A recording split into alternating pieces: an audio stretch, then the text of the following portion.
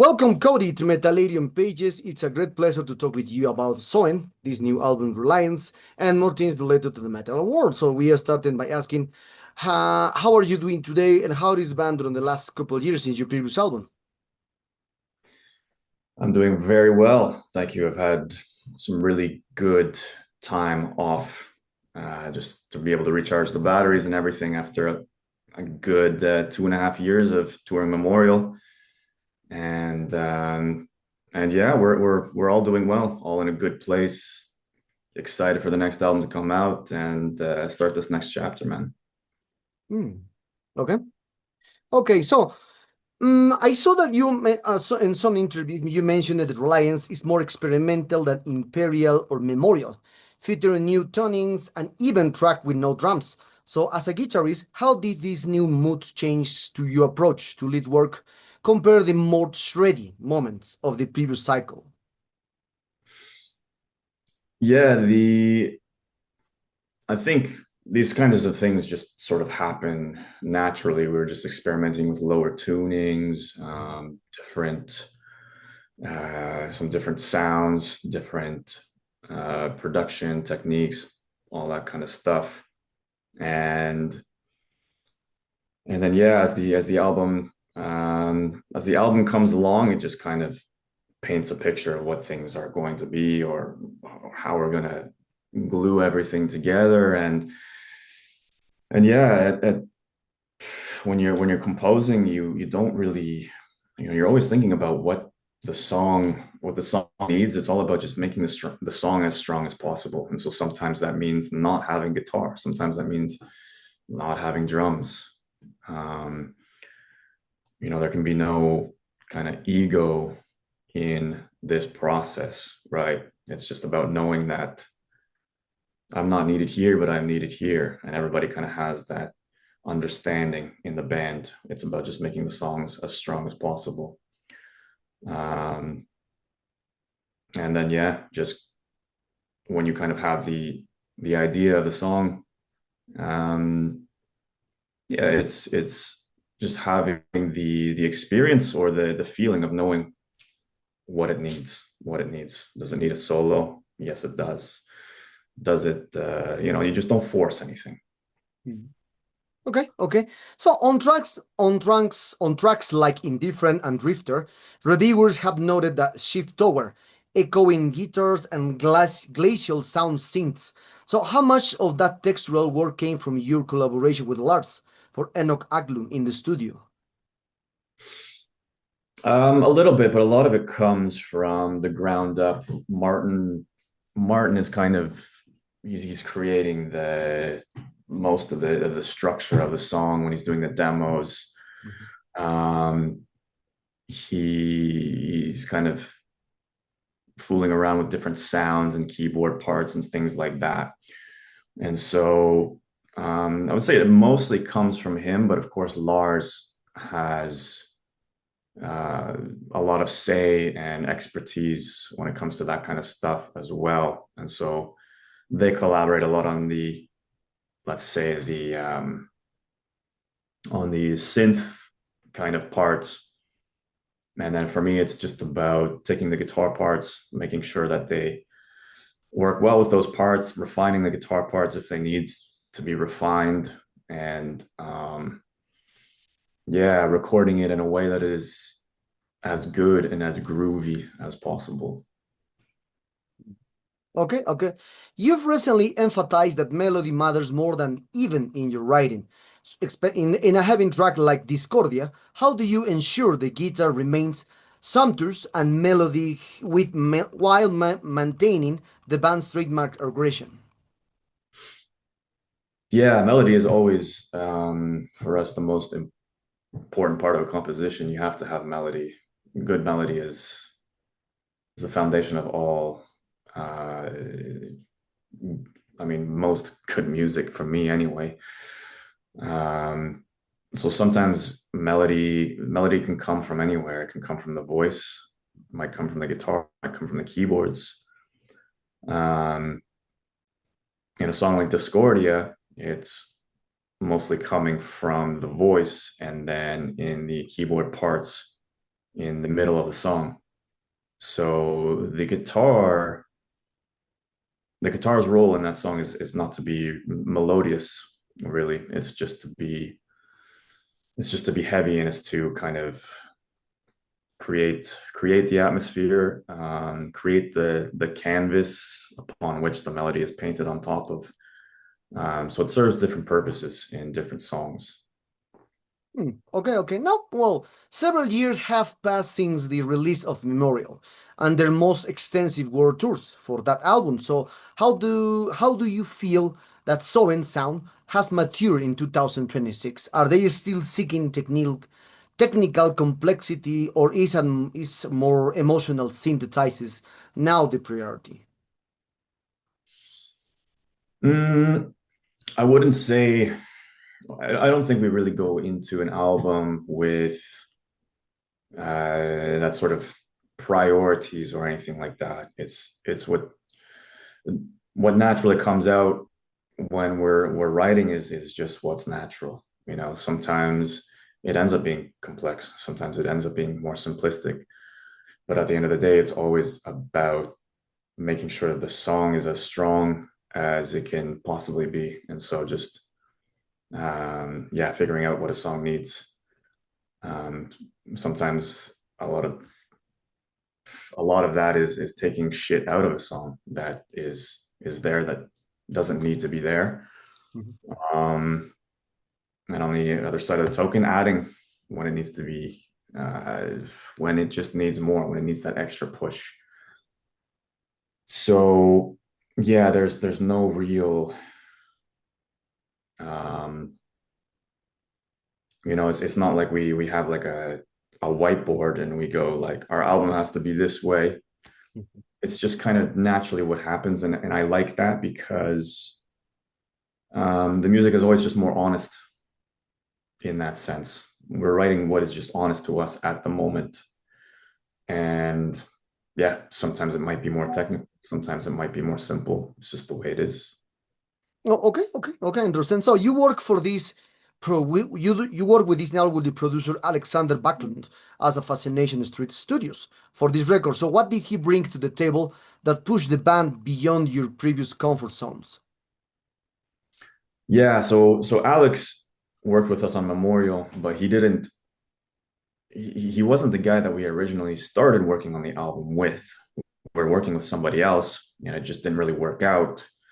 Um, we kind of pivoted, and Alex had sent us um, a mix of one of the songs, and it was just like, okay, this is what we've been looking for. This guy understands the vision. So on this album, we wanted to work with Alex from the ground up, and he is just a fantastic guy. First of all, I was fortunate enough to spend a few weeks in Fascination Street Studios while I was in Sweden. And a lot of the time, it was actually just Alex and I in there, just us two working on the guitar stuff. And he's great because he's just got a fantastic ear for things. He is very honest, but in a constructive way. It's very important when somebody can tell you that something is shit and when something is good, right?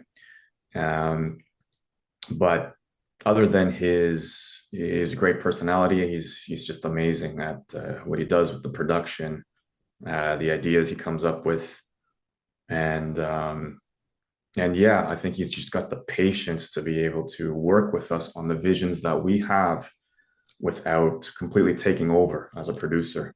So it really felt like a collaborative effort the whole time.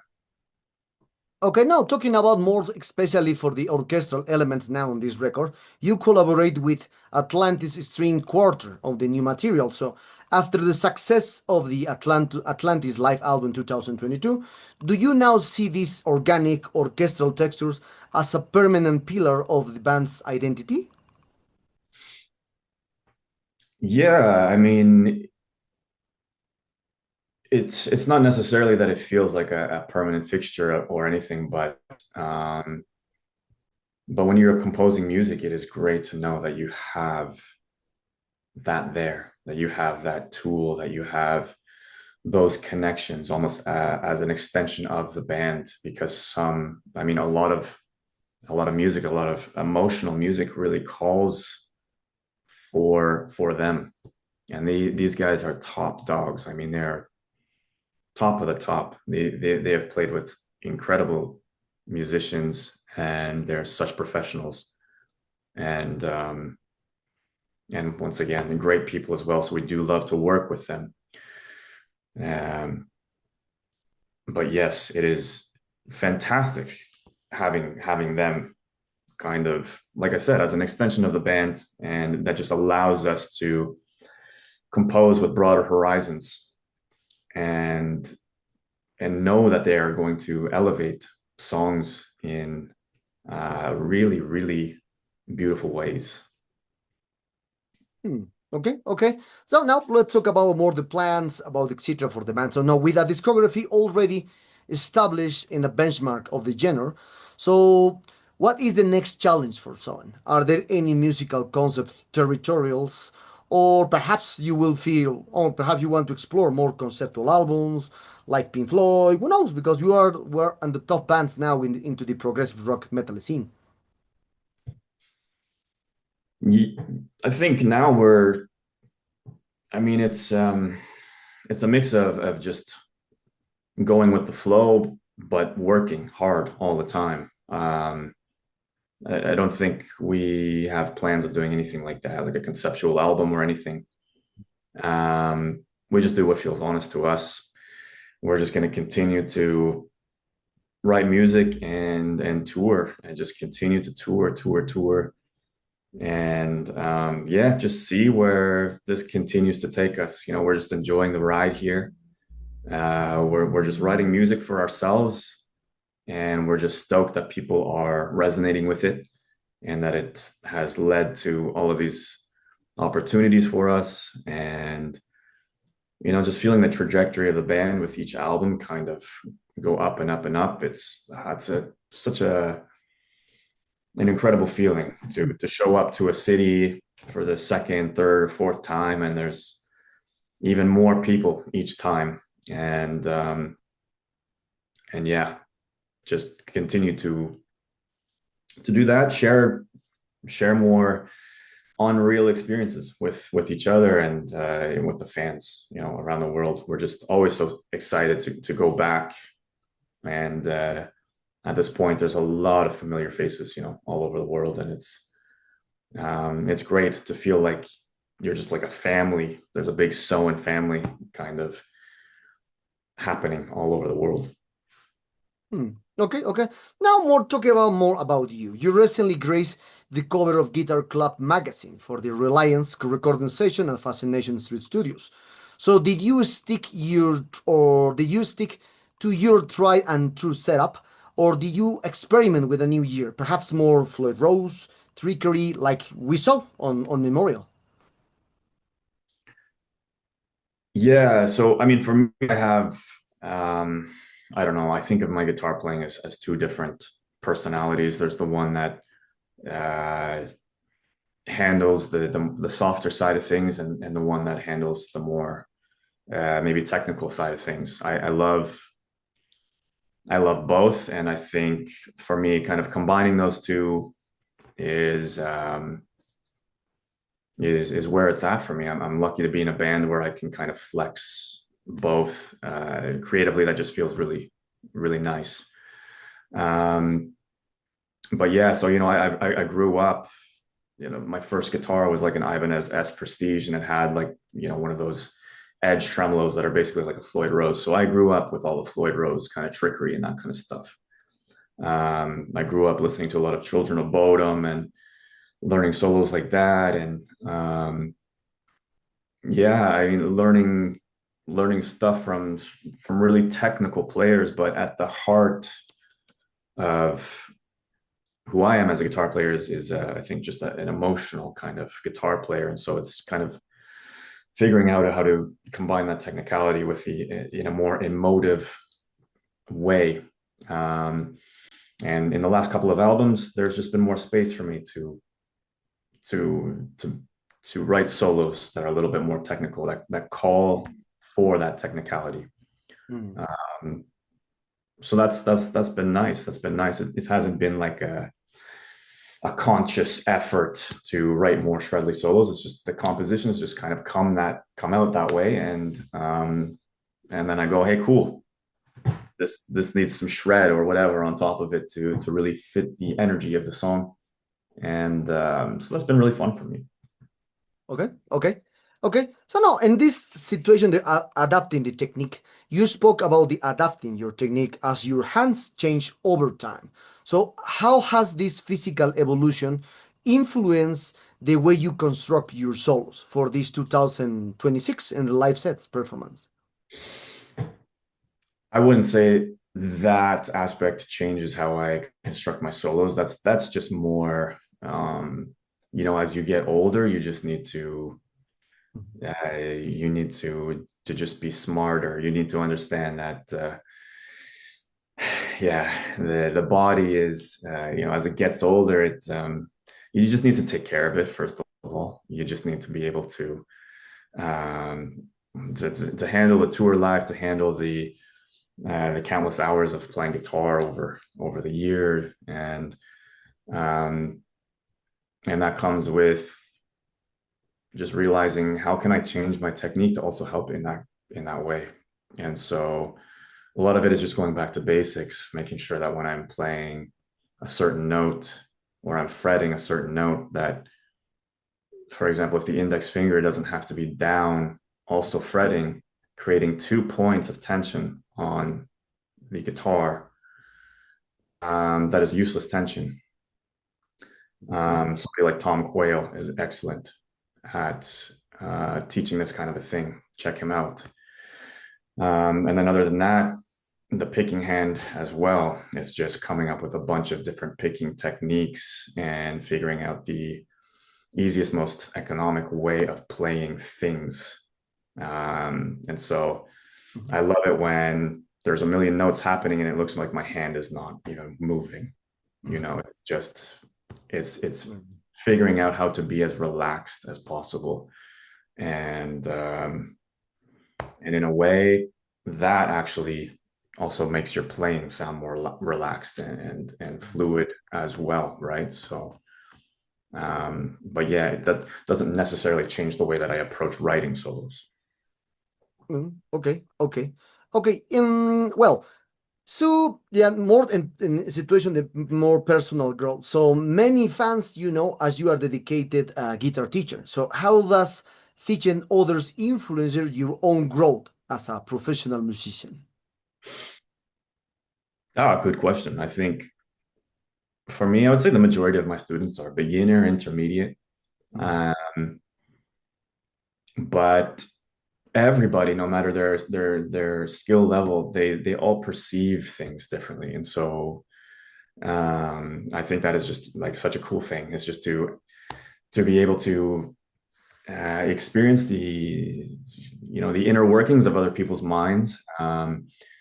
It could be as simple as like, I'm teaching the modes and I play a certain mode and I say, to me, this sounds like this. And then they say, to me, it sounds completely different.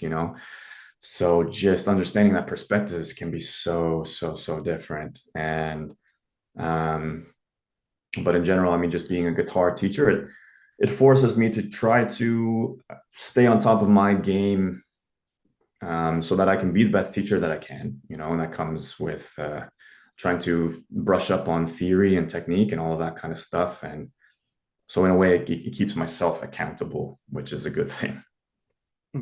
Okay. Okay. So now, well, we'll have go beyond a lot of your personal life and more things related with this, and more talking about the tour. So you're about to embark in a 16-day headline across to Scandinavia with Sandria and Vulcan. So which of these new songs from Reliance are you most nervous or excited to debut for these home crowds in Stockholm? Um, I don't think there's any nervousness. I think we're just excited, yeah, to play new songs. Anytime we add some new songs into the set list, that's an exciting thing. We've played the Memorial set list for a few years, and it's nice to be familiar with those songs, but yeah, injecting some new stuff in there is going to be really nice. Primal, we're really excited to play. The riff in that is just super heavy, and I think is a good headbanging tune. Discordia is super emotional and heavy, and yeah, I mean even Indifferent I think is going to be great, just as a song that is completely stripped down and just very very emotional, you know. So yeah, a lot of different vibes and colors in there, and just to see how the fans are going to react is always an exciting thing. Yeah. Mhm. Okay, okay. So you recently complete another tour in Latin America in 2025. So and now you will return in next year, so or this year. So what is about the electric crowns in places like Brazil that sticks with you when you return it to the studio to write? Yeah, I've told this to a lot of people, my family included, that you know if I was a kid, or if I could go back in time and tell my child self something, or just anybody in general, is like, you know, one of your main goals or dreams as a musician should be playing in front of Latin American crowds. And yeah, Brazil is no exception. Um, it's just so next level. It's hard to explain. I mean, the energy, the passion, the just the way that the songs resonate with the crowds, and how you know people's hearts there are just so open. They're not afraid to feel the music in the way that they want to feel the music, you know. I think in a lot of other countries, you know, they might feel self-conscious about being loud or headbanging or dancing or singing the lyrics or whatever, and there it's just like, you know, it's like a hive mind of just, you know, let's all sing this together, we are here together. It just feels like this beautiful unity that happens. um and the crowd just feels like they're right there with us. It doesn't matter if I haven't slept in a week. If I get onto the stage with a crowd like that, I mean, I just have so much energy. It's just incredible, you know. um so yeah, of course that is a huge factor in just wanting to continue to do this, and writing music for ourselves, and just hoping that you know, crowds like Brazil continue to like our stuff, you know. And yeah, we're so excited to come back. Okay, okay, great, great. So we are very close to this interview, Cody. And one of the last questions is, you've been very open about the mental endurance game of touring and recently overcame a significant health challenge in early 2025.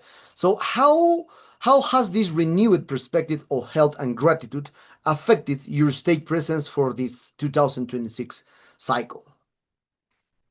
Yeah, anytime you go through something that takes, you know, a lot of time to fix, and I mean, when you just feel your health not at its peak, and there's not, you know, you're not running at 100%, and you feel like in those moments like this could completely derail uh, my, you know, my life, my career. You know, you start to spiral. The problem for me was that it was just the doctors couldn't figure out what was wrong or whatever. And so yeah, I mean, finally being healthy again was just such a reminder that health is wealth. And you know, if you are healthy, you are so lucky, you know, like really, you know, if you wake up and you are healthy, I mean, just be thankful and grateful of that, because there are so many people around the world that are battling these things, you know. um but um but yeah, it's mental and physical health. I mean, it's so important, especially in the field of work that we do. I mean, Mm. you've got to, if you want to do this for the long run, you got to be healthy physically and mentally. It's very taxing. It can be very taxing to be away, to be just kind of just feel like you're floating around in the void for lots of time. And I'm very lucky that I get to tour with guys that I would consider my brothers. You know, they are like family. Mm. So that makes things just amazing.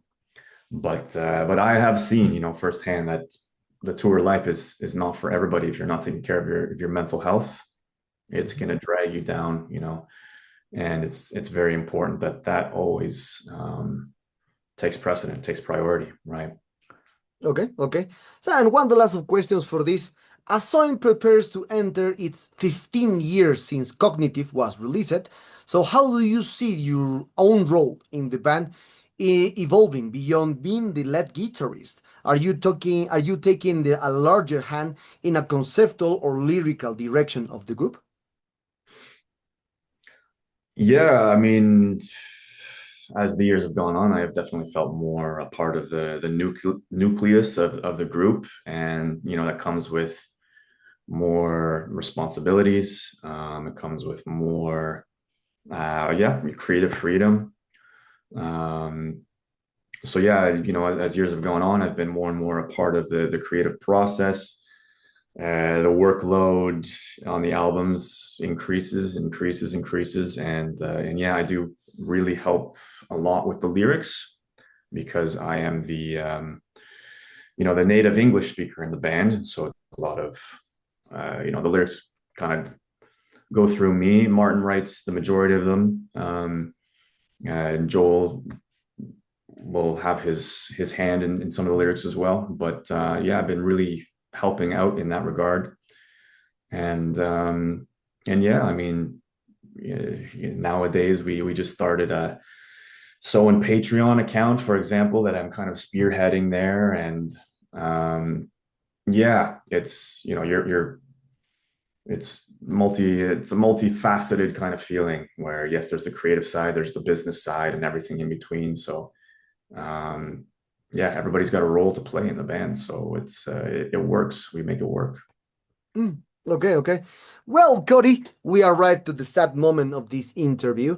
Thank you very much for your time. It was a tremendous pleasure to speak with you. This new album is a great one. Congratulations on this one, as usually. And perhaps you want to add something to your Latin American fans and obviously Metallica followers. Yeah, yes, we're extremely excited to come back, and thank you so much for your support. Nos vemos pronto.